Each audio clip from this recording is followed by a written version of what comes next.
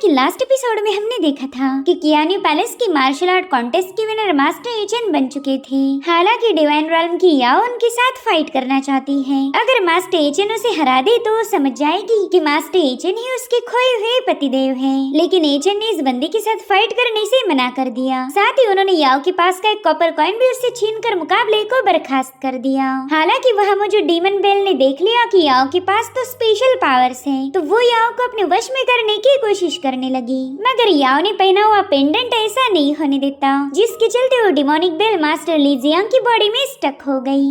अब आगे तो इस एपिसोड की शुरुआत में हम मास्टर ली जियांग को देख पाते हैं, जिसके बॉडी में डिमोनिक बेल घुस चुकी थी। वैसे तो इस डीमन बेल को याओ की बॉडी पर कब्जा करना था, मगर गलती से वो ली जियांग की बॉडी में ही स्टक हो गई। अगर ली जियांग की बात की जाए तो काफी ज्यादा कमजोर कल्टीवेटर थे और उनकी बॉडी में जाने की वजह से डिमोनिक बेल की स्पिरिचुअल पावर भी कमजोर पड़ने लगी। तो यहाँ पर उस बेल को कुछ भी करके अपनी स्ट्रेंथ को इंक्रीज करना था, इसलिए वो फैसला लेती कि उसे अब जो भी खाना मिलेगा उसे ठूस कर वो अपनी स्पिरिचुअल पावर को रिप्लेनिश करेगी। वहीं दूसरी तरफ दो कल्टीवेटर्स मास्टर एचेन के लिए एक स्पेशल डिश लेकर आए थे। दरअसल ये डिश तो बहाना है, उन्हें बस मास्टर एचेन से मिलना था। इसलिए वो लोग टियान को बताने लगे कि इस डिश को वोल्केनो टोफू कहा जाता। इसका टेक्सचर इतना ज्यादा स्मूथ है कि इस टोफू को मुंह में डालते ही ये घुल जाएगा। मुझे पूरा यकीन है कि ये डिश पैलेस मास्टर को काफी ज्यादा पसंद आएगी। जिस पर टियान कहने लगा कि आप दोनों मास्टर हमारे बॉस के लिए इतनी स्पेशल डिश लेकर आए हो, तो इसे हमारा ओजी पैलेस जरूर से एक्सेप्ट करेगा। मगर अफसोस आज आप लोग हमारे मास्टर से मिल नहीं पाओगे,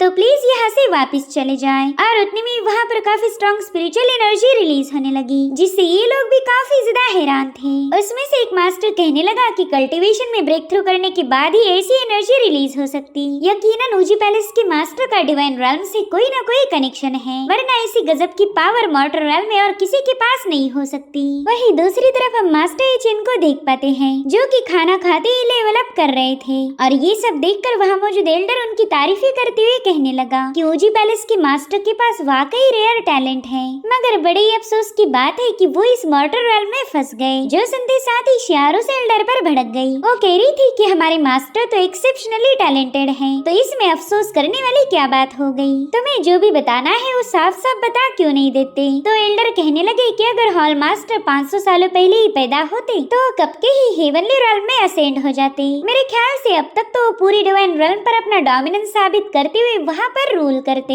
उन्हें हमारे जैसे कमजोर मॉर्टल के साथ अपना वक्त जाया करने की जरूरत ही नहीं पड़ती। हम कहाँ और वो कहाँ। जो सुनते साथ ही मास्टर एचेन काफी ज्यादा क्यूरियस होकर उससे पूछने लगे कि क्या आपको असेंड होने का तरीका पता है। अगर आपके पास कोई भी जानकारी हो तो आप मेरे साथ शेयर कर सकते हो। जिस पर एल्डर जवाब देते हुए कहने लगे कि हाँ, रास्ता तो था, मगर अब असेंशन का कोई ऑप्शन नहीं बचा। उनकी बातें सुनकर ही शियार का गुस्सा बढ़ने लगा। उसे लग रहा था कि ये बंदा तो काफी ज्यादा घुमा फिरा के बातें कर रहा। इधर एल्डर कहते हैं कि चाहे कोई जीनियस हो या बहादुर योद्धा, अब तो उसे हमारी इस मॉर्टल रॉल्म में ही ट्रैप रहना पड़ेगा। जो सुनते साथ ही शियार ने सीधे उसके कान के नीचे बजा दी। वो कह रही थी कि वो घुमा फिरा के बात करने की कोई जरूरत नहीं, ऐसे तो तुम हमारे सस्पेंस को और ज्यादा बढ़ा रहे हो। तुम सीधा मुद्दे पर आ जाओ, वरना मैं तुम्हारी चटनी बना दूंगी। जो सुनते साथ ही एल्डर तुरंत ही सबको बताने लगे कि 10,000 साल पहले की बात है। हेवनली रॉल्म की गॉडेस ने हेवनली स्पिरिट स्टोन्स और कोल्ड मैरो का यूज करते हुए हजारों लाखों सीढ़ियां फोर्ज कर ली। वो स्टेप्स मॉर्टल रॉल्म और फर्स्ट हेवन को आपस में जोड़ देती थी। मॉर्टल्स ने इन सीढ़ियों को नाम दिया the stairway to the heaven. ऐसी सीढ़ियां जो तुम्हें मॉर्टल रॉल्म से सीधे हेवन तक पहुंचा सकती थी। जो सुनते साथ ही मास्टर एचेन तुरंत ही समझ गए कि ये गॉडेस कोई और नहीं बल्कि उनकी मास्टर थी। इधर वो एल्डर बताने लगे कि मॉर्टल्स इन सीढ़ियों को क्लाइम करते हुए इमॉर्टलिटी को हासिल कर सकते थे, मगर इन सीढ़ियों को क्लाइम करना भी उतना ही ज्यादा मुश्किल था। इन पर मौजूद हेवनली प्रेशर को बस कुछ टैलेंटेड लोग ही झेल पाते थे। तो उस वक्त बस कुछ लोग ही उन्हें क्लाइम करते हुए सीधे तीसरे हेवन तक भी पहुंच पाए। जैसे वो हेवनली रॉल्म में पहुंचे वो इमॉर्टल बन चुके थे। मौत तो अब उन्हें छू भी नहीं सकती थी। वो हमेशा चांद सितारों जैसे जगमगाते रहेंगे। इधर आर्टिफैक्ट कंफ्यूज होकर कहने लगा कि ये कहानी तो काफी ज्यादा अजीब है। अगर वाकई में ऐसी कोई स्टेयरवे थी तो फिर मैंने इसके बारे में क्यों नहीं सुना। देखना, मैं तो कई सौ सालों से इसी रल में पड़ा हूँ। मुझे तो ऐसा लग रहा कि ये बुढ़ाऊ झूठ बोल रहा। जिस पर केजिन कहने लगी कि तुम्हें तो उस ईवल सेक्ट ने अपने फॉरबिडन ग्राउंड में एक पेड़ में धसा के रखा था, तो फिर तुम्हें बाहर की दुनिया की कहानियाँ कैसे पता चलती। वहीं पर मास्टर एचन को तो ये कहानी काफी ज्यादा दिलचस्प लगी, इसलिए उस एल्डर से कहने लगे कि इन लोगों की बातों पर ध्यान मत दीजिए, बताए फिर आगे क्या हुआ था। तो मास्टर सोचते हुए कहने लगा कि आगे क्या हुआ, रुको याद करने दो। इधर शियार तो उस मास्टर को एक और थप्पड़ मारने के लिए बेकरार थी। तो मास्टर कहने लगा कि अगर सच बताओ तो मैं भी नहीं जानता कि आगे क्या हुआ। मुझे तो बस इतना पता है कि कई सौ सालों से कोई भी हमारी इस मॉर्टल रेल्म से हेवन में असेंड नहीं हो पाया, और हमारी मॉर्टल रेल्म के बस कुछ गिने चुने लोग ही स्टेयरवे के बारे में जानते थे। इनफैक्ट मुझे भी हाल ही में इसके बारे में पता लगा कि वो the stairway to the heaven vanish हो चुका। अब ये कहानी सुनकर मुरांग कहने लगी कि ये तो सरासर नाइंसाफी है। हमारी दुनिया के लोग जिंदगी भर कड़ी मेहनत करते ताकि वो एक दिन हेवन में असेंड होकर इमॉर्टलिटी को हासिल कर पाए, मगर उन्हें ये पता नहीं कि उनका एक ख्वाब कभी पूरा नहीं होगा। और उतने में उन्हें किसी की आवाज आई। टियान और एक और कल्टीवेटर वहाँ पर पहुँच गए थे। वो बंदा कहने लगा कि मेरी मास्टर आपसे मिलना चाहती, बिना आपसे मिले तो वो यहाँ से नहीं जाएगी। वही दूसरी तरफ हम याओ को देख पाते हैं, जो कि अपने कल्टीवेटर्स की टीम को इंस्ट्रक्शंस देने में बिजी थी। उसने इन सबको अलग अलग जगह पर रुकने के लिए बता दिया, कोई पेड़ पर जाएगा तो कोई रूफटॉप पर। दरअसल याओ मास्टर एचन को कुटने की प्लानिंग बना रही थी। उसे लग रहा था कि अगर चारों ओर से हमले हो गए तो मास्टर एचन को हराना काफी ज्यादा आसान हो जाएगा। इसलिए वो अपने साथियों को बताने लगी कि बस उस बंदे को बाहर आने दो, और जैसे मैं इशारा करूँ उस पर सीधे हमला कर देना। हमारी तो बस एक ही चाल में वो बंदा घायल हो जाएगा। हालांकि उन एल्डर्स को याओ की इस प्लान पर रत्ती भर भी यकीन नहीं था, क्योंकि उन्होंने ऑलरेडी यूजी पैलेस के मास्टर की काफी सारी तारीफें सुनी हैं। वो कहते हैं मिस, क्या आपको वाकई ऐसा लगता है कि हम उस बंदे को नॉकआउट कर पाएंगे? क्योंकि हमें तो ऐसा बिल्कुल नहीं लगता। वो बंदा मार्शल आर्ट कॉन्टेस्ट का चैंपियन बना था, साथ ही उसकी डिवाइन पावर देखकर लोग उस पर हमला भी नहीं कर रहे, बल्कि वो तो उसे फॉलो करना शुरू कर चुके। इस रल में ऐसा कोई बंदा नहीं होगा जो मास्टर एजेंट को फॉलो ना करना चाहे। जिस पर याओ कहने लगी, पता नहीं तुम्हारी इतनी क्यों फट रही, मेरे होते हुए यूजी पैलेस का मास्टर तुम्हारा बाल भी बाका नहीं कर सकता। तुम लोग जानते हो कि मेरे पास भी अमेजिंग पावर्स हैं। सो अब अगर तुमने मेरी बात नहीं मानी तो फिर उससे पहले मैं ही तुम्हारी जम के पिटाई कर दूंगी। जो सुनते साथ ही वो लोग तुरंत ही अपनी अपनी पोजीशन संभालने चले गए।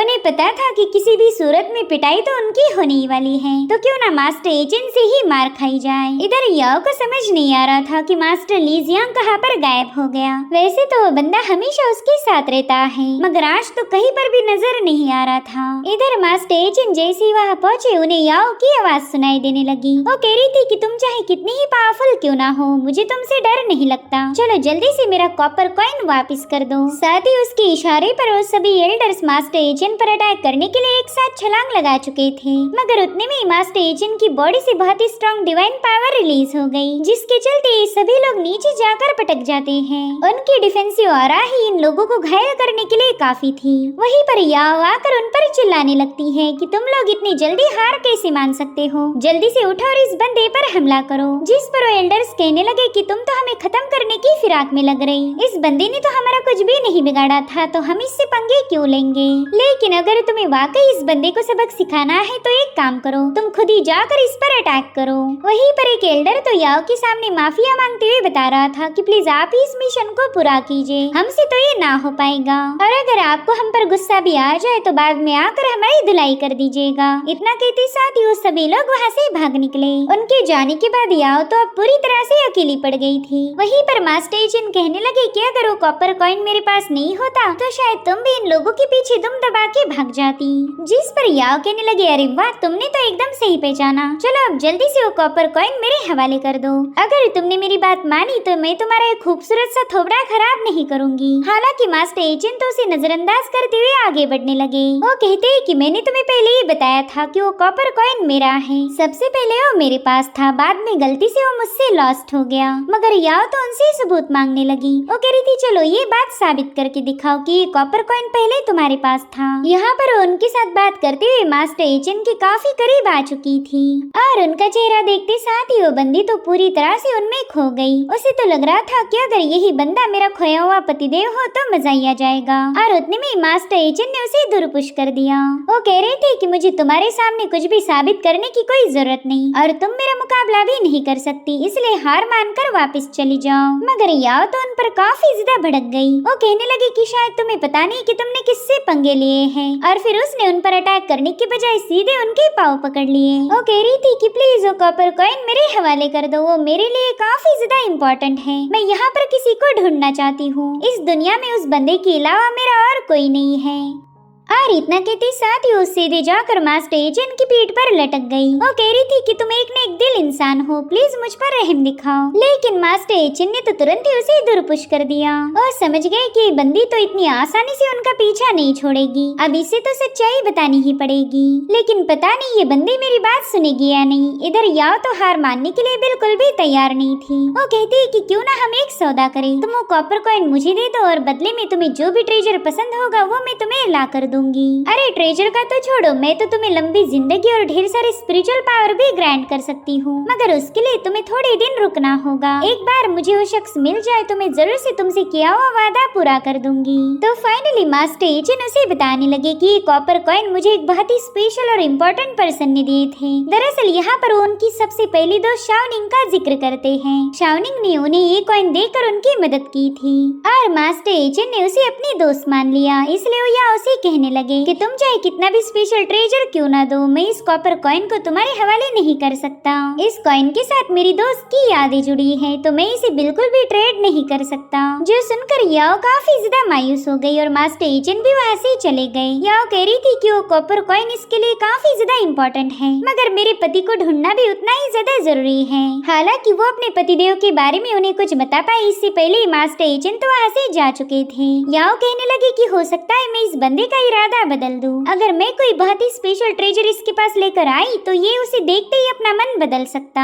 लेकिन मुझे इसके लिए किसी प्रेशियस ट्रेजर की जरूरत पड़ेगी। और उतने में उसे वहाँ से किसी के गुजरने की आहट महसूस हुई, तो याओ कंफ्यूज होकर उस पूरी जगह को चेक करने लगी। और उतने में उसे मास्टर ली जियांग नजर आता है, जो कि बड़े ही अजीब तरीके से एक जानवर को खा रहा था। वे बंदा फिलहाल डेमोनिक बेल की पोजीशन में है और ये बात याओ को बिल्कुल भी पता नहीं थी। तो ली जियांग से एकदम गुस्से में पूछने लगी कि बताए आप इतने देर से कहाँ पर छुपे हुए थे? अब ये मत बोलना कि आप भी उस ऊजी पैलेस के मास्टर को ज्वाइन करना चाहते हो। और उतने में मास्टर ली जियांग ने उसे एक लुक दिया। उसकी आंखें देखकर ही याओ परेशान हो गई। वो पूछ रही थी कि आपको आखिर हुआ क्या है? तो मास्टर ली जियांग उसकी तरफ आगे बढ़ते हुए अपने डेमोनिक आवाज में कहने लगा कि मैं तो तुम्हारे साथ मर्ज होना चाहता था और अब वो दोबारा से याओ की बॉडी को पोजेस करने की कोशिश करता है, मगर याओ ने तो उसे एक ही फटके में वहीं पर नॉकआउट कर दिया। इनफैक्ट वो तो उसे लड़की बाज और थर की इंसान समझ रही थी। अब सीन शिफ्ट होकर हम कियानियो सेक के मास्टर को देख पाते हैं। उसके सिर में तो काफी तेज पेन हो रही थी, तो गुस्से में अपने डिसाइपल से पूछने लगा कि बताओ ऐसी क्या आफत आ गई जो तुमने मुझे हॉल में बुला लिया? तो बंदे बताने लगे कि मार्शल आर्ट कॉन्टेस्ट का विनर घोषित हो चुका है, तो क्यों ना हम आगे के प्लान्स बनाएं। लेकिन मास्टर कियान को तो कुछ भी याद नहीं था। डेमोनिक बेल ने उस पर कब्जा करने की वजह से वो सब कुछ भूल चुका है।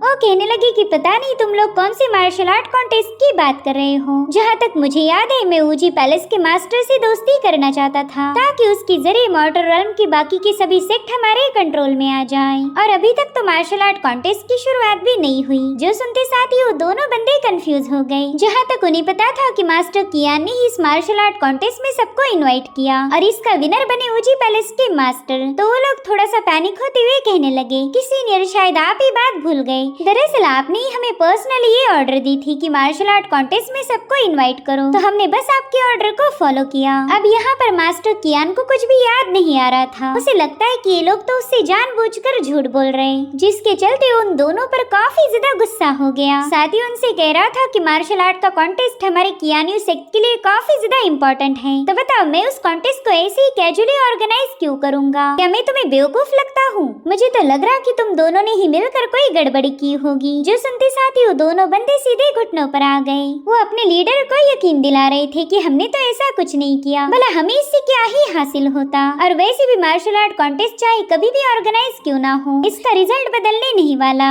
इम्पोर्टेंट तो ये है कि इस चैंपियनशिप का विनर वुजी पैलेस का मास्टर बन चुका। वो बंदा काफी ज्यादा पावरफुल है, साथ ही उसकी स्ट्रेंथ और टैलेंट इतनी ज्यादा गजब है कि कोई उसके सामने टिक ही नहीं पाया। सिर्फ वही बंदा हमारी रिक्वायरमेंट्स को पूरा कर पाएगा। जिस पर मास्टर कियान कहने लगा कि आज तक हमें वो एक्स्ट्राऑर्डिनरी टैलेंटेड बंदा नहीं मिला जिसकी हमें तलाश थी।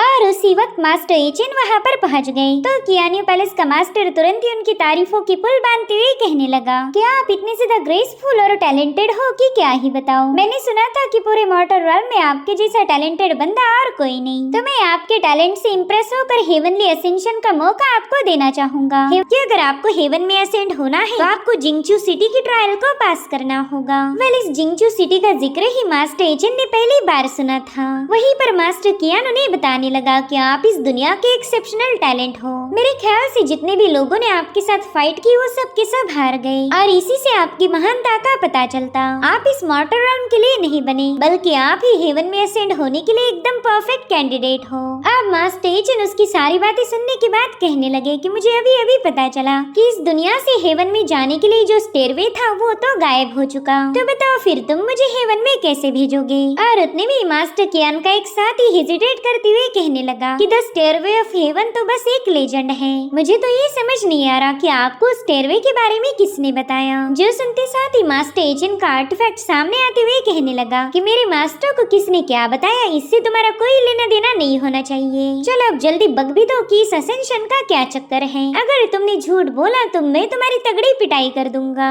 अब यहाँ पर मास्टर कियान थोड़ा सा परेशान था। उसे समझ नहीं आ रहा था कि वो कौन सी मनगढ़ंत कहानी बताए और फिर थोड़ी देर में उसने एक कहानी बताना शुरू कर दी। वो कहने लगा कि द स्टेयरवे ऑफ हेवन को क्लाइंब करके ढेर सारे लोग हेवन में पहुंच चुके थे। उनका पहला डेस्टिनेशन था फर्स्ट हेवन, जिसमें धीरे धीरे करके भीड़ बढ़ने लगी और इसी वजह से उस स्टेयरवे को हाइड किया गया। अब तो वहाँ पर बस उन्हीं लोगों को एंट्री मिल सकती है जो वाकई टैलेंटेड हो, ऐसे चुने हुए जीनियस जिनके नसीब में ही हेवन में असेंड होना है। तो इस महान काम के लिए मुझे चुना गया। मैं ही उन टैलेंटेड लोगों को हेवन में असेंड करने का काम करता हूँ। अगर सिंपल लफ्जों में बताया जाए तो मैं एक असेंशन एजेंट हूँ और फर्स्ट हेवन के इमॉर्टल्स ने ये पोजीशन मेरे हवाले की। जो सुनकर मास्टर एचेन कहने लगे कि जहाँ तक मैं जानता हूँ जिस गॉडेस ने स्टेयरवे को बनाया था वो सभी लिविंग बींग्स को इक्वली ट्रीट करना चाहती थी। वो तो बस ये चाहती होगी कि सबको इमॉर्टल बनने का मौका मिल जाए। लेकिन अब आपकी बातें सुनकर ऐसा लग रहा है कि फर्स्ट हेवन के इमॉर्टल्स ने इस रूल को ब्रेक किया। भला वो मामूली सी इमॉर्टल्स एक गॉडेस के अगेंस्ट कैसे जा सकते।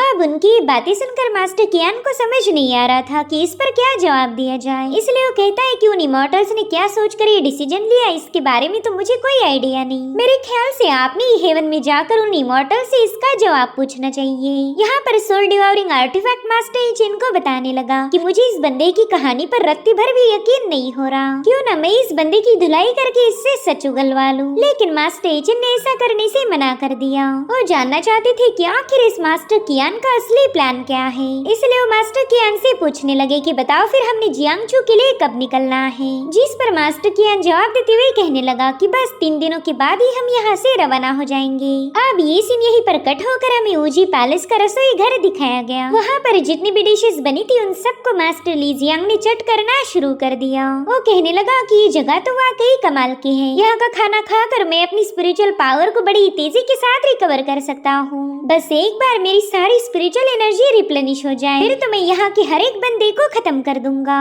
और उतने में केजिन रसोई घर में पहुँच गई। वो समझ गई थी कि उनके किचन में कोई चोर घुसा है, इसलिए वो तुरंत ही मास्टर ली जियांग पर अटैक करना शुरू कर देती है। मगर ली जियांग उसके हमले को डॉज करते हुए कहने लगा कि लड़की तेरा फुटवर्क तो बहुत ही बेकार है। जो सुनते साथ ही केजिन उस पर अपनी शुरिकन ब्लेड थ्रो कर देती है, लेकिन मास्टर ली जियांग ने उसे भी डॉज कर दिया था। वो कह रहा था कि यहाँ मौजूद खाना तो किसी एलिक्सर से भी बेहतर है, इससे तो मैं अपनी एनर्जी को बड़ी ही तेजी के साथ रिप्लेनिश कर लूंगा। जो सुनते साथ ही केजिन उस पर एक लात जड़ते हुए पूछने लगी कि बताओ तुम ये सब क्या बकवास कर रहे हो। ये खाना हमारे मास्टर एचेन के लिए बनाया गया था तो तुम इसे नहीं खा सकते। और उतने में ली जियांग अपने पाम अटैक का यूज करते हुए केजिन को काफी पीछे पुश कर देता है। यहाँ पर वो डिमोनिक बेल दिल ही दिल में कहने लगी कि बस एक बार मेरी पावर रिप्लेनिश हो जाए फिर सबसे पहला तो मैं इस बंदे की बॉडी से बाहर निकल जाऊंगी और फिर उसी दिन तुम्हारी ऊजी पैलेस का सर्वनाश होगा। यहाँ पर केजिन को भी अंदाजा आ चुका था कि ये बंदा काफी ज्यादा पावरफुल है, इसलिए वो मास्टर ली जियांग से कहने लगी कि मैं तो तुम्हें हरा नहीं सकती, लेकिन कोई बात नहीं, मैं अभी मेरे मास्टर को यहाँ बुला लेती हूँ। अगर उनके एक ही फटके में तुम जहन्नुम में नहीं पहुँचे तो मेरा नाम बदल देना।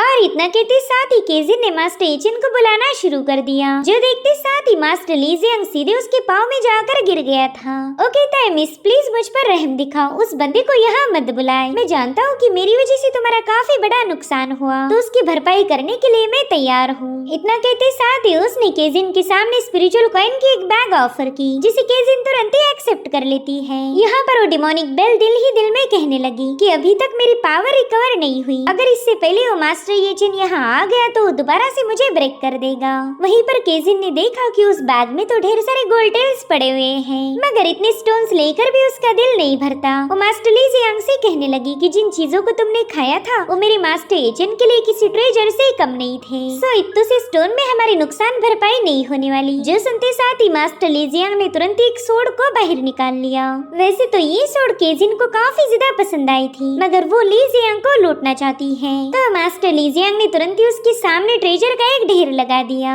एक ही क्या, वहाँ पर तो कई सारे खजानों के ढेर लग चुके थे, जो देखते साथ ही केजिन की तो आंखें फटी की फटी रह गई। वो ली जियांग से कहने लगी कि तुमने इतना सारा ट्रेजर मेरे हवाले किया, उसके लिए बहुत बहुत शुक्रिया, लेकिन फिर भी तुम हमारे मास्टर एचिन का खाना नहीं खा सकते। और इतना कहते साथ ही तुरंत ही अपना डैगर बाहर निकाल कर ली जियांग पर अटैक कर देती है, लेकिन उतने में डिमोनिक बेल ने उसे फ्रीज कर दिया। ली जियांग कह रहा था कि तुम्हारी शक्ल से ही पता चल रहा कि तुम एक नंबर की धोखेबाज हो। दरअसल उस डिमोनिक बेल ने केजिन को अपने कंट्रोल में कर लिया था। उससे कहने लगी कि चलो जाओ, जाकर ऊजी पैलेस के सभी लोगों को खत्म कर दो। वहीं दूसरी तरफ मास्टर एचिन भी अपने आर्टिफैक्ट के साथ सेक्ट में पहुंच चुके थे। यहाँ पर आर्टिफैक्ट कह रहा था, मास्टर आपने मुझे उन लोगों के सामने बोलने क्यों नहीं दिया? मुझे तो ऐसा लग रहा है कि उन लोगों ने आपको एक जाल में बिछाने की साजिश की है। जिस पर मास्टर एचिन बताने लगे कि इमॉर्टैलिटी को हासिल करना तो हर एक कल्टीवेटर का अधिकार है। अगर फर्स्ट हेवन ने वाकई इस रूल को चेंज करने की जरूरत दिखाई है, तो इससे तुम्हारे जैसा डिवाइन आर्टिफैक्ट भी कभी अपने घर वापिस नहीं जा पाएगा। साथ ही साथ हजारों कल्टीवेटर्स का इमॉर्टल बनने का सपना टूट जाएगा। जिस पर आर्टिफैक्ट कहने लगा, मास्टर मैं आपकी बातों को समझ रहा हूँ, अगर वाकई फर्स्ट हेवन ने ऐसा किया है तो ये सरासर गलत है। वो लोग हेवन के स्टेयरवे को ऐसे ही छुपा नहीं सकते। बस आप देखते जाओ, आज न कल मैं उन सभी फर्स्ट हेवन वाले इमॉर्टल्स को मार दूंगा। अब यहाँ पर एचिन दिल ही दिल में सोचने लगे कि शायद यही वजह होगी कि मेरे मास्टर ने मुझे हेवनली रेल्म से सीधे मॉर्टल रेल्म में डिसेंड कर दिया। पहला मैं एक इमॉर्टल था और फिर मुझे मॉर्टल बनाया गया, शायद वो इसके लिए ताकि मैं यहाँ के लोगों को इंसाफ दिला सकूं। वहीं पर आर्टिफैक्ट दिल ही दिल में कहने लगा कि मेरा बॉस तो राइचियस पाथ का कट्टर फॉलोअर है, ये हमेशा दूसरों के हक में फाइट करते हैं। अगर ये एक इमॉर्टल बन गए तो वाकई इस दुनिया में बदलाव आएगा। वहीं दूसरी तरफ शियारो और मुरंग काफी ज्यादा हैरान थे। वो कहने लगे कि जब से केजिन रसोई घर से वापिस आई तभी से काफी अजीब सा बर्ताव कर रही। तब तक मास्टर एचिन भी वहाँ पर पहुँच चुके थे। उन्होंने देखा कि केजिन तो बेवजह ही टियान की पिटाई कर रही। वहीं पर टियान बता रहा था कि इसकी पावर काफी ज्यादा बढ़ चुकी है। पहला तो ये छुटकू चोर बिल्कुल भी इतनी स्ट्रांग नहीं थी, अब तो मैं इस बंदी को बिल्कुल भी कंट्रोल नहीं कर पाऊंगा। और उतने में केजिन ने अपनी पावर्स का यूज करते हुए टियान को जमीन पर पटक दिया। इनफैक्ट केजिन तो टियान को मारने के लिए आगे बढ़ने लगी, तो शियार ने उसे चेन्स में जकड़ने की कोशिश की, मगर केजिन उससे बचते हुए सीधे जाकर शियार पर अटैक कर देती है। यहाँ पर वो बंदी अपनी डैगर का इस्तेमाल करते हुए शियार को खत्म करने की फिराक में थी, लेकिन शियार उसके हमलों को डॉज करते हुए सीधे उसके मुंह पर एक जोरदार चमाट लगा देती है। उससे पूछती केजिन आखिर तुम्हारा मसला क्या है, तुम तो बेवजह ही हम पर अटैक कर रही। वहीं पर केजिन को तो एक चमाट पड़ने के बाद उसका गुस्सा और भी ज्यादा बढ़ चुका था, इसलिए वो दोबारा से शियार पर झपटने लगती है, लेकिन इस बार भी शियार उसके हमलों को काउंटर कर रही थी। उसे कंट्रोल करते हुए पूछने लगी कि आखिर तुम्हें हो क्या गया है, तुम अपने ही दोस्तों पर अटैक कर रही हो।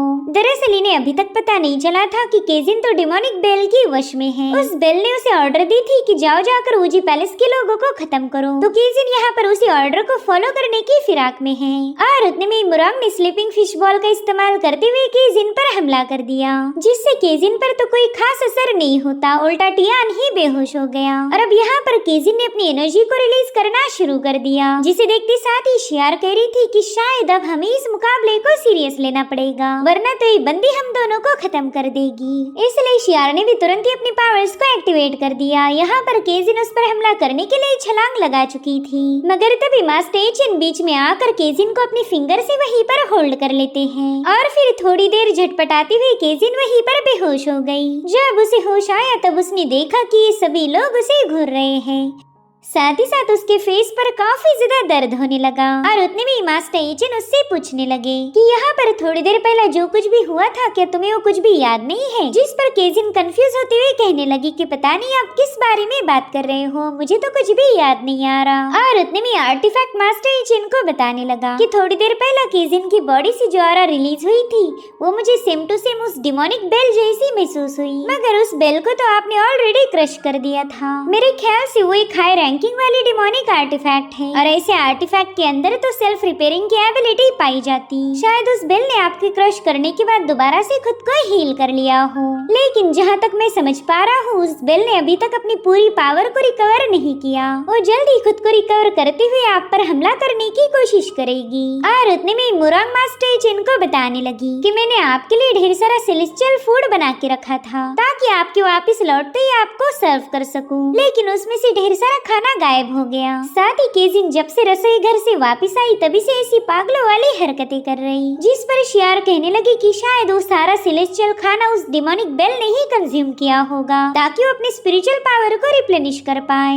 पता नहीं हमें उस डिमोनिक बेल से छुटकारा कब मिलेगा, वो तो बड़ी आसानी के साथ किसी को भी अपने कंट्रोल में कर सकती। वेल यहाँ पर मास्टर एचेन ने केजिन को तो उस डिमोनिक बेल की पोजीशन से आजाद कर दिया, मगर उन्हें शक था कि केजिन के अलावा यहाँ पर एक और पर्सन है जिसे उस डिमोनिक बेल ने अपने कंट्रोल में ले लिया। अब इन लोगों की बातें तो केजिन के बिल्कुल पल्ले नहीं पड़ रही थी। उतने में मास्टर एचेन कहने लगे कि उस डिमोनिक बेल ने मुझे काफी ज्यादा तंग किया है, वो तो बेवजह ही मुझे मारने की फिराक में रही थी। लास्ट टाइम तो मैंने उसे क्रश किया, इतने में तो उसे अकल आ जानी चाहिए थी, मगर वो दोबारा से मेरे पीछे आई है। अब तो मैं उसे जिंदा नहीं छोड़ूंगा। चलो तुम सभी लोग एक काम करो, हमें उस डिमोनिक बेल के स्वागत के लिए तैयार होना पड़ेगा। वो सेलेस्टियल फूड को खाकर अपनी पावर्स को रिकवर करना चाहती, तो क्यों ना हम उसके लिए दावत का इंतजाम करें। और फिर थोड़ी देर में इन लोगों ने वहाँ पर एक डाइनिंग टेबल सेटअप कर दिया जिस पर सभी सेलेस्टियल फूड वाले आइटम रखे गए थे। साथ ही सभी लोग उस डिमोनिक बेल का बेसब्री से इंतजार करने लगे। मुरांग कह रही थी कि पता नहीं वो डिमोनिक बेल इस खाने की खुशबू को सूंघकर यहाँ आएगी या नहीं। अगर वो यहाँ पर नहीं आई तो फिर मेरी सारी मेहनत जाया हो जाएगी। जिस पर आर्टिफैक्ट कहने लगा कि इस टेबल पर जितना भी खाना रखा गया है वो 10 सालों की कल्टीवेशन के बराबर है। इसे खाने के बाद तो डिमोनिक बेल काफी तेजी के साथ अपनी पावर्स को रिकवर कर पाएगी। अगर वो बेवकूफ नहीं तो ऐसे मौके को हाथ से नहीं जाने देगी। देख लेना, बस थोड़ी देर में वो यहाँ पर पहुँच जाएगी। और उतने में मास्टर एचेन कहते हैं कि देखो वो यहाँ पर आ चुकी है। जो सुनते साथ ही सभी लोग दरवाजे को घूरने लगे। वो जानना चाहते थे कि इस बार डिमोनिक बेल ने किसे अपने पोजीशन में लिया है, मगर जो शख्स दरवाजे से अंदर आया था उसे देखते ही मास्टर एचेन काफी ज्यादा परेशान हो गए। वहीं पर शियार कह रही थी कि ये बंदी तो अपने साथ बहुत बड़ा थैला लेके आई। मेरे ख्याल से पहले वो यहाँ पर पेट भर खाना खाएगी और फिर बचा हुआ सारा खाना पैक करके अपने साथ ले जा सकती है। इसी वजह से तो अपने साथ इतना बड़ा थैला लेके आई। दरअसल ये बंदी कोई और नहीं बल्कि याओ थी। वेल इस बंदी को अपने कंट्रोल में करने के लिए डिमोनिक बेल ने न जाने कितनी सारी कोशिशें की थी, लेकिन वो हर बार फेल हो गई। अब याओ टेबल पर इतने सारे खाने को देखकर कहने लगी कि शायद यहाँ पर मेरे स्वागत की तैयारी हो चुकी। मुझे तो यकीन ही नहीं हो रहा कि आपने मेरे लिए दावत का इंतजाम किया। जिसके बाद वो काफी ज्यादा खुश होकर मास्टर एचेन से कहने लगी कि मैं आपके लिए एक बहुत ही प्रेशियस ट्रेजर लेके आई हूँ और मुझे पूरा यकीन है कि आप ये ट्रेजर लेकर वो कॉपर कॉइन मेरे हवाले करोगे। इस बार तो आप मुझे बिल्कुल मना नहीं कर सकते क्योंकि मैंने बड़ी मेहनत करके इस ट्रेजर को हासिल किया है। लेकिन यहाँ पर मास्टर एचेन उसे कोई जवाब नहीं देते। इन लोगों को तो ऐसा लग रहा था कि शायद वो डिमोनिक बेल याओ के अंदर ही छुपी होगी। सो अब इस बंदी को कैप्चर करने के लिए केजिन ने तुरंत ही अपने एक आर्टिफैक्ट को बाहर निकाल लिया जिसे अजूर सील पर्ल कहा जाता था। उसके ऐसा करते साथ ही वहाँ पर एक वाटर बबल फॉर्म हो जाता है जिसने याओ को अपने अंदर उठा लिया था। अब ये देखकर तो याओ काफी ज्यादा परेशान हो गई। उसे समझ ही नहीं आ रहा था कि ये लोग उसे बेवजह कैप्चर करने की कोशिश क्यों कर रहे हैं। वो मास्टर एचेन से कहने लगी कि पता नहीं तुम कौन सा प्लान बना रही। जहाँ तक मैं जानती हूँ मैं तो यहाँ पर बस तुम्हारे साथ एक ट्रेड करने आई थी ताकि तुम इस प्रेशियस ट्रेजर को लेकर वो कॉपर कॉइन मेरे हवाले कर दो। तुम्हारे यूजी पैलेस को नुकसान पहुँचाने की इरादे से मैं यहाँ पर बिल्कुल नहीं आई, मगर तुम लोग तो इतने बड़े बेवकूफ हो कि तुमने बेवजह ही मुझे कैप्चर कर लिया। तो मास्टर एचेन तुरंत ही उसके करीब जाते हुए कहने लगे कि तुम्हारा इरादा अच्छा था या बुरा ये तो मुझे बस थोड़ी देर में पता चलेगा। के पेंडेंट को हाथ लगाते ही फिनिक्स की पावर रिलीज होने लगी। ये सब देखकर ही मास्टर एचिन काफी ज्यादा कंफ्यूज हो गए। वो कह रहे थे कि ये तो लिन शाओ की डिवाइन पावर्स हैं, मगर लिन शाओ ने इस पावरलेस बंदी को मेरी तलाश में यहाँ पर क्यों भेजा होगा। इधर याओ काफी ज्यादा एक्साइटेड होकर उनसे पूछने लगी कि क्या आप लिन शाओ को जानते हो, और फिर उसने बड़ी खुशी के साथ मास्टर एचिन को अपने गले लगा लिया। वो कह रही थी कि आप ही मेरे डिवाइन लॉर्ड हो, पति परमेश्वर। क्या आपको पता भी है आपको ढूंढने में मैंने कितनी सारी मेहनत की। इधर इन तीनों लड़कियों के दिल पूरी तरह से टूट गए थे। वो कहती कि मास्टर एचिन तो शादीशुदा निकले। ओह नो, अब हम इन्हें कभी भी अपनी मोहब्बत के जाल में गिरफ्तार नहीं कर पाएंगे। वहीं पर मास्टर एचिन याओ को खुद से दूर करते हुए कह रहे थे कि मैं तुम्हारा हस्बैंड नहीं हूँ, जिस पर याओ कहने लगी कि हाँ, मैं जानती थी कि आप मुझे पहचान नहीं पाएंगे, क्योंकि हमारी शादी तो डिवाइन लॉर्ड लियू और मेरे फादर ने मिलकर अरेंज की थी, और वो आपकी स्पिरिचुअल बर्ड लिन शाओ है ना, उसी कमीने ने मुझे बताया था कि अगर मैं आपको मॉर्टल realm से वापस हेवन में ले जाऊँ तो वो उसी दिन हमारी शादी करवा देगी। जिसके बाद याओ ने एक बार फिर से रोते हुए मास्टर एचिन को अपने गले लगा लिया। वो उनसे कह रही थी कि आप जानते ही नहीं हो कि मॉर्टल realm में आने के बाद मैंने कितनी सारी मुश्किलों का सामना किया। वहीं दूसरी तरफ मास्टर एचिन उनके मास्टर को याद करते हुए दिल ही दिल में कहने लगे कि आपने तो मुझसे पूछे बगैर ही मेरा रिश्ता तय कर दिया। वाह मास्टर वाह, आपने तो मेरा सौदा कर दिया। इधर याओ खुश होकर बताने लगी कि हम दोनों भी इस realm में आने के बाद काफी ज्यादा परेशान हो गए, मगर कोई बात नहीं, हमारी शादी के बाद मैं मेरे फादर से 9 दिनों की दावत रखूंगी। 9 दिन और 9 रात हमारे यहाँ पर इमॉर्टल्स आएंगे और दावत के मजे लेंगे, और फिर कुछ ही सालों में हमारे ढेर सारे बच्चे होंगे, तब वो भी हम दोनों के साथ बैटल में शामिल होकर दुश्मनों का सफाया कर देंगे। इधर मास्टर एचिन को इमेजिन हो रहा था कि वो उनके बच्चों की पॉटी को साफ कर रहे हैं, इसीलिए उन्होंने तो फटाफट से अपनी इमेजिनेशन को ब्रेक लगा दिए। वो कह रही थी कि मिस, मैं आपका होने वाला पति नहीं हूँ, इसलिए इस सारी फैमिली की बातें मुझे ना सुनाए। डिवाइन लॉर्ड के पास ढेर सारी पावर्स होती है, वो इस दुनिया के हर एक एलिमेंट को कंट्रोल कर सकते। इनफैक्ट लाइफ एंड डेथ पर भी उनका मैनिपुलेशन है, और अगर मेरी बात की जाए तो मेरे पास बस ब्रूट फोर्स के अलावा और कुछ भी नहीं। जो सुनते साथ ही याओ उनकी बॉडी चेक करते हुए सोचने लगी कि इस बंदे के पास ढेर सारी स्पिरिचुअल पावर और इंडिस्ट्रक्टिबल बॉडी है, मगर इसके ऑरा से ही पता चल रहा कि एक मामूली सा मॉर्टल है। तो तुरंत ही मास्टर एचिन से पूछने लगी कि बताओ, अगर तुम डिवाइन लॉर्ड नहीं हो तो फिर तुम्हें उस लिन शाओ का नाम कैसे पता चला? वो तो डिवाइन लॉर्ड की स्पिरिचुअल बर्ड है। तो मास्टर एचिन ने फटाफट से सारा बोझ बेचारे आर्टिफैक्ट पर डाल दिया। वो कह रही थी देखो, इसी ने मुझे लिन शाओ के बारे में बताया था। तो आर्टिफैक्ट भी अपने मास्टर की चोरी छुपाने के लिए याओ को बताने लगा कि मैं 7 हेवन के डीमन लॉर्ड का मैजिकल आर्टिफैक्ट हूँ। तो मैं ऐसे ही टाइम पास के लिए मास्टर को उस लिन शाओ की लेजेंडरी किस्से सुनाया करता था। जो सुनते साथ ही याओ ने आर्टिफैक्ट के मुंह पर एक जोरदार फटका लगा दिया, जिसके बाद वो गुस्से में वहाँ से रवाना हो गई। उसे जाता देखकर मास्टर एचिन भी चैन की सांस लेते हैं, मगर वो बंदी तो एक ही सेकंड में दोबारा से वापस आ गई। वो कह रही थी कि तुम मेरे पतिदेव नहीं हो तो जल्दी से वो कॉपर कॉइन मेरे हवाले कर दो, क्योंकि मुझे दोबारा मेरे हस्बैंड की तलाश करनी पड़ेगी। लेकिन मास्टर एचिन तो है एक नंबर के जिद्दी। वो कहते ना, मैं तो कॉइन तुम्हें नहीं देने वाला, मगर मैं तुम्हारे हस्बैंड को ढूंढने में तुम्हारी मदद करूंगा। आज के बाद तुम हमारी ऊजी पैलेस की मेंबर हो। अब रात के समय याओ यही सोच रही थी कि आखिर ये बंदा मेरी मदद करने के लिए तैयार कैसे हो गया। कहीं मेरी खूबसूरती, समझदारी और नाजुक अदाओं ने इसका दिल तो नहीं जीत लिया। हाय, और ये है भी काफी ज्यादा हैंडसम। मुझे तो ये बंदा इतना पसंद आने लगा। लेकिन फिर वो खुद को ही समझाती कि उसने अपने दिल को ऐसे भटकने नहीं देना चाहिए, क्योंकि वो ऑलरेडी डिवाइन लॉर्ड की होने वाली बीवी थी, और उतने में उसे वहाँ पर किसी की आहट महसूस हुई। दरअसल मास्टर ली जियांग वहाँ पर आ चुका था। वो कहता है चलो, मैंने ढेर सारा खाना भी ठूस लिया और मेरी पावर भी ऑलमोस्ट रिकवर्ड हो चुकी है, तो क्यों ना एक नए बॉडी की तलाश की जाए। और उतने में उसे याओ की स्मेल आने लगी।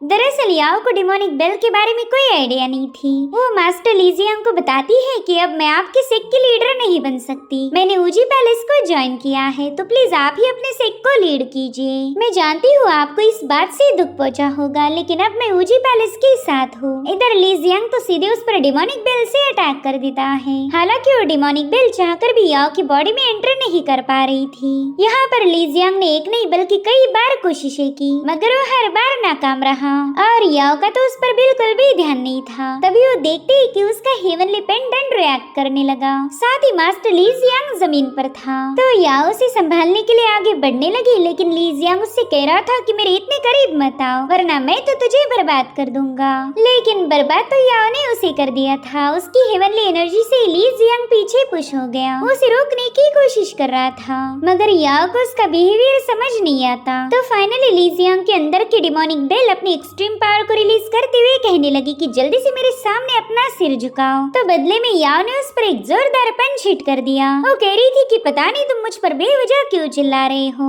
और अब याओ वहाँ से गुस्से में रवाना हो गई। इधर ली जियांग के अंदर मौजूद डिमोनिक बेल कहने लगी कि मॉर्टर रन तो असली शैतानों से भरी पड़ी है। और उतने में ही केजिन और मुरांग वहाँ पर पहुँच जाती है। ली जियांग ने थोड़ी देर पहले ही केजिन को अपने वश में किया था, जिसके चलते केजिन के सिर में काफी तेज दर्द होने लगा। तो मुरांग समझ जाती कि शायद इसी बंदे ने केजिन को अपने कंट्रोल में लिया था। इधर ली जियांग वहाँ से भागने लगता है मगर केजिन और मुरांग ने उस पर अटैक करना शुरू कर दिए। हालांकि ली जियांग उनसे जैसे तैसे बचते हुए भागने लगा। याओ ने भी देख लिया कि ये दोनों लड़कियां मिलकर उस पर अटैक किए जा रही, जिससे बेचारे ली जियांग के आधे बाल जल चुके थे। वो बंदा तो यहाँ वहाँ भागते हुए इन दोनों लड़कियों से बचने लगा मगर फिर अचानक से उसने फाइट बैक करने का फैसला लिया। तो पहले ये दोनों उसके पीछे थी और अभी ये बंदा उनके पीछे है।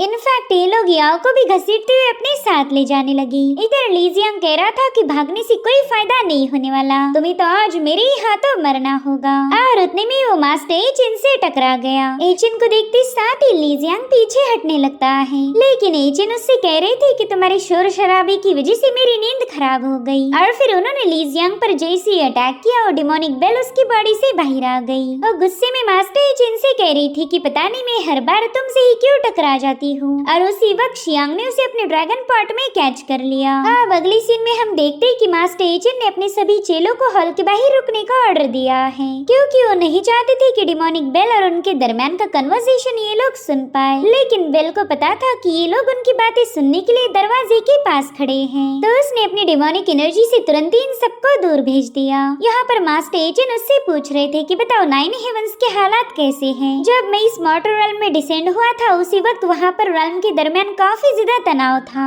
जो सुनकर डिमोनिक बेल ने उन पर अटैक करना शुरू कर दिए, जिनका मास्टर एचिन पर कोई असर नहीं हो रहा था। वो कहती है कि फालतू के सवाल पूछना बंद कर दो, मुझे डीमन लॉर्ड ने यहाँ भेजा था ताकि अपने हाथों से तुम्हारा काम तमाम कर सकूं, और एक बार तुम मर जाओ फिर तुम्हारी डिवाइन लॉर्ड की पोजीशन उनकी हो जाएगी। सो अब अगर तुम सच्चे मर्द हो तो आओ आकर इस बहादुर बेल का मुकाबला करो। यहाँ पर एचिन ये सब सुन के काफी ज्यादा कंफ्यूज हो गए। वो कहते अच्छा तो ये बात है, टियांशु को डिवाइन लॉर्ड बनना है, मगर टियांशु और मेरे रिश्तों में कभी कोई दरार नहीं थी, फिर वो अचानक से ही मेरा दुश्मन कैसे बन गया।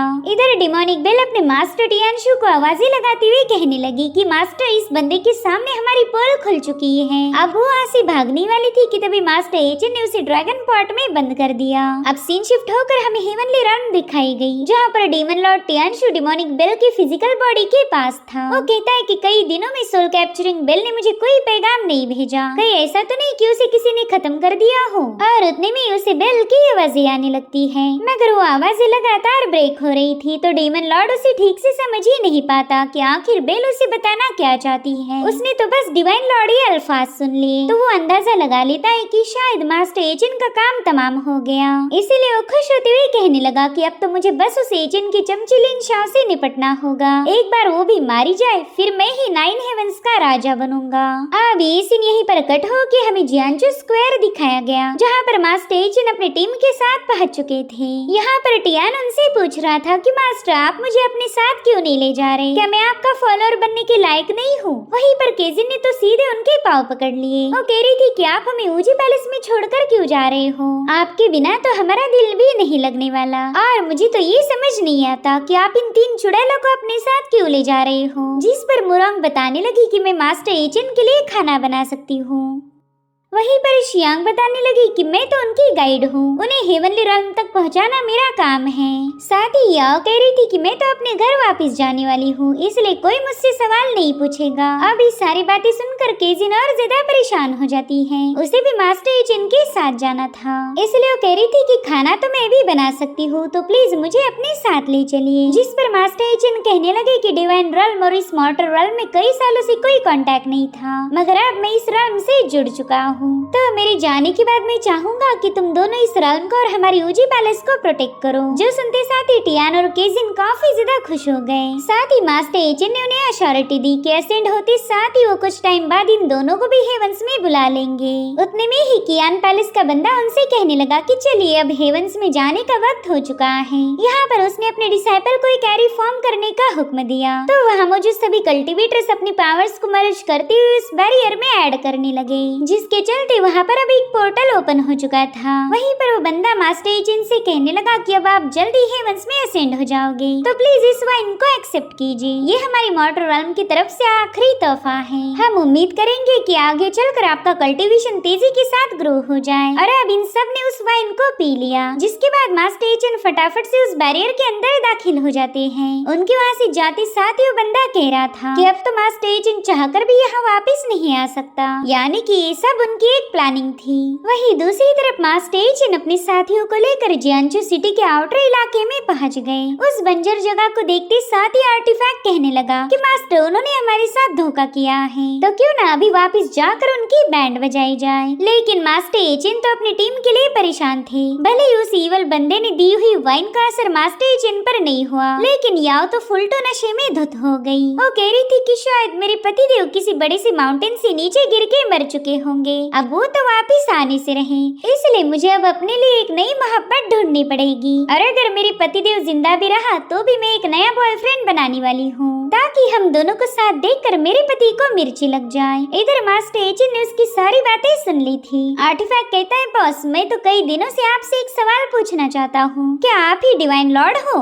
और मुझे पूरा यकीन है कि ये लड़की आपकी ही फियांसे है, लेकिन मास्टर एचिन ने इसके लिए मना कर दिया। अब वो सीधे याओ के आगे जाकर उससे पूछती कि बताओ अब तुम कहाँ जा रही हो? मगर याओ को तो मास्टर एचिन में अपने सपनों का सौदागर नजर आ रहा था। ओ कितनी वाह लड़के, तुम तो काफी ज्यादा हैंडसम हो और तुमने खुद होकर इस गॉडेस का रास्ता रोका, तो कहीं ऐसा तो नहीं कि तुम्हारा मुझ पर दिल आ गया? बल यहाँ पर याओ मास्टर एचिन को बिल्कुल भी पहचान नहीं पा रही थी। उनसे कह रही थी कि क्यों ना हम दोनों शादी करके सीधे हनीमून पर चले जाएं। इधर आर्टिफैक्ट कह रहा था कि मास्टर ये बंदी तो आपके साथ फ्लर्ट कर रही है, लेकिन एचिन ने तो उसे एक ही मुक्के में पटक दिया। इधर याओ उनसे कह रही थी कि तुम्हें तो मेरे हस्बैंड का रोल प्ले करके काफी ज्यादा मजा आने वाला है, मगर एचिन ने तो उसे रस्सी से बांध लिया। यहाँ पर तो एक चरवाही जैसा काम कर रहे थे। इधर मुरंग भी फुल टू नशे में थी, तो मास्टर एचिन उसके साथ साथ शियांग के पास भी चले गए। ये बंदी भी उन्हें पहचान नहीं पा रही थी, तो मास्टर एचिन ने इन तीनों को रस्सियों में बांध लिया। याओ तो मास्टर एचिन पर काफी ज्यादा गुस्सा हो गई। वो कहती बताओ ये लड़कियां कौन है? तुम तो हमारी शादी होने से पहले ही मेरी सौतने लेकर आ गए, इसलिए मैं तुम्हारे जैसे धोखेबाज के साथ शादी कैंसिल कर रही हूँ। यहाँ पर मास्टर एचिन कह रहे थे कि लड़कियाँ तो एक दूसरे को पहचान भी नहीं पा रही, पता नहीं उन लोगों ने उस वाइन में क्या मिलाया था। शायद वो लोग नहीं चाहते थे कि हम हेवनली realm में असेंड हो जाएं। तभी आर्टिफैक्ट कहने लगा बॉस ये सब तो मैं समझ गया, लेकिन अब इन लड़कियों को होश में कैसे लाया जाए? अगर इन्हें ऐसे ही रखा तो ये तीनों हमारा भेजा खराब कर देगी। जिस पर मास्टर एचिन कह रहे थे कि इन्हें वोमिटिंग करके उस वाइन को बाहर निकालना होगा। अच्छा हुआ कि मैं अपने साथ ही पॉट लाया हूँ, अब मैं ही उनकी वाइन को बाहर निकालूंगा, जिसके बाद हमें उन लोगों के पास जाना है। मैं जानना चाहता हूँ कि आखिर उन्होंने हमें धोखा क्यों दिया। और इसी के साथ एपिसोड यहीं पर एंड हो जाता है।